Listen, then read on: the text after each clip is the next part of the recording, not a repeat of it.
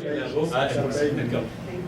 Alors, bienvenue à la séance extraordinaire du 20 mars. La séance a seulement un but précis, c'est que le Conseil accepte de lever une condition que le Conseil avait mis lui-même lorsqu'il a octroyé le contrat de réfection du boulevard industriel à la compagnie Eurovia. Le Conseil avait mis comme condition que ce contrat-là serait octroyé si et seulement si nous avions une subvention du gouvernement. Nous sommes rendus maintenant à minuit moins une, de la validité de la soumission qu'on a reçue. Alors, si on n'accepte pas la soumission, le projet tombe à l'eau, 3 ans et demi de travaux qui seront faits, les attentes des gens du parc industriel qui vont tomber. Alors donc, ce soir, la décision qui devra être prise par le Conseil, c'est de voter sur la résolution. Madame la greffière, pourriez nous lire la résolution, s'il vous plaît? Bien sûr. Dans un premier temps, l'adoption d'ordre du jour, s'il vous plaît. C'est une excellente idée. Oui. Qui propose l'adoption d'ordre du jour? Déjà. Richard, alors. Le sujet, je l'ai introduit. Maintenant, madame, si vous pouviez nous lire la résolution. Essayez de parler un petit peu plus fort parce qu'on n'a pas de micro, malheureusement, ce soir. Et vous, votre voix est un peu faible. Oui, je vais Modification de la résolution 2019-01-47 afin de lever la condition pour l'octroi d'une subvention du gouvernement visant l'exécution du contrat pour la reconstruction du boulevard industriel entre la sortie 41 de l'autoroute 30 et la rue Pascal. Vous avez entendu la résolution? Est-ce qu'il y a des discussions sur la résolution? Est-ce que quelqu'un demande le vote?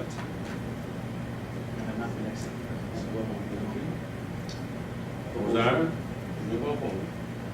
Déposé par M. Corbeil et appuyé par M. Hainaut. Monsieur le maire, je demande le vote. OK. Alors, donc, le vote est demandé. Monsieur, c'est numéro 8. Je ne pense pas que ce soit les finances. Oui, mais faites juste me dire pourquoi vous votez. Non, pourquoi je vote? Oui. Pour ou contre? Non, on commence par le numéro des districts, il y a un ordre. On commence par vous. Je change pas. Non, on commence par vous. Je vote contre. Vous votez contre? Éric? Pour. Mike? Moi, monsieur le maire, j'ai été clair depuis le début, plusieurs années, si c'était pas subventionné de manière ou l'autre par le gouvernement, je n'étais pas pour le projet. Fait que je trouve que c'est ma parole. Monsieur le maire, c'est sûr, ça va coûter beaucoup d'argent. On aura juste à être plus prudent dans nos emprunts futurs. Je pense que ça va être très beau. On a besoin de commencer à améliorer la ville.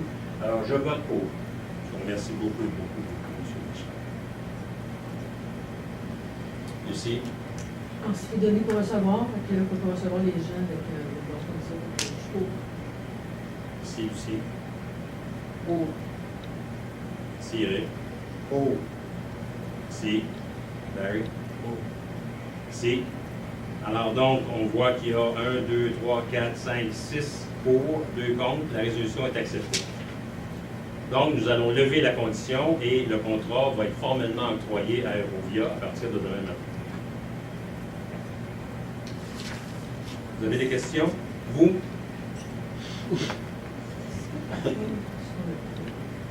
Attendez, on va arriver maintenant à la période aux membres. Alors, Barry, you have anything? Michel? Non, merci. Eric?